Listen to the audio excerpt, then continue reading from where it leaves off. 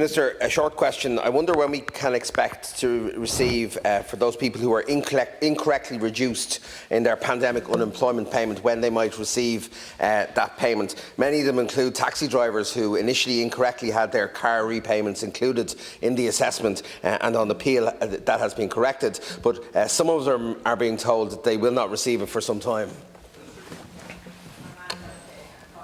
Thank you, Deputy McAuliffe, for raising this issue. The pandemic unemployment payment was introduced as an emergency measure to provide an income support to those who had lost their employment as a result of COVID.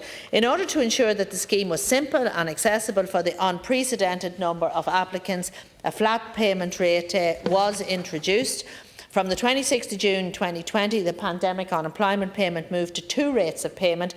The change more closely linked the rate of payment to the amount that individuals previously earned. Then, for employees, the greater of their gross weekly earnings in either 2019 or January to February 2020 was used to determine the rate of the pandemic unemployment payment.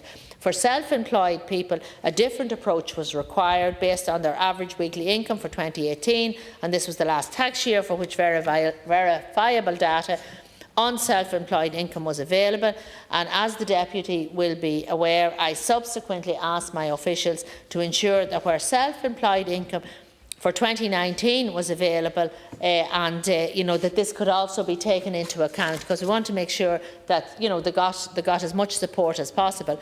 Any person who felt that the assessment of their earnings based on returns already submitted to revenue was inaccurate could ask for a review of their case. To date, 1,064 individuals have had their rate of payment increased.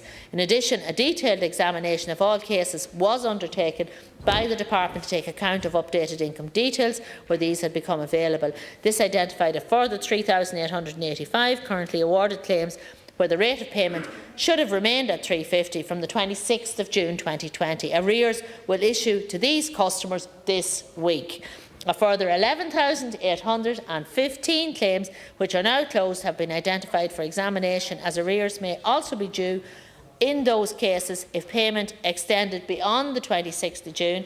Once this examination is complete, the payment of rate change arrears will be addressed. So I hope it clarifies it for the Deputy. I have to say the officials and the staff in the Department of Social Protection, they really have done Trojan work, because they were faced with an avalanche of almost 600,000 claims under the pandemic unemployment at its height, and they worked diligently to try and get that out as quickly as possible. So I know that there are some arrears there, but we are working our way through them to try and get them up to date as soon as we can.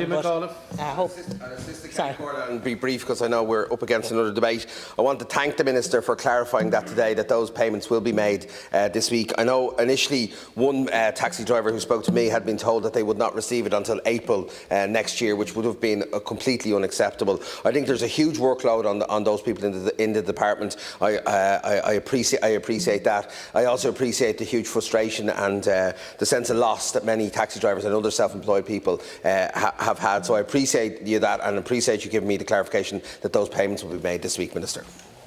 Thank you, Deputy. Well, you can come in briefly. Yeah. Yeah, well, okay, Deputy, thanks for raising that issue, and as you say, we're working through them and we'll try and expedite all of these issues as quickly as we can.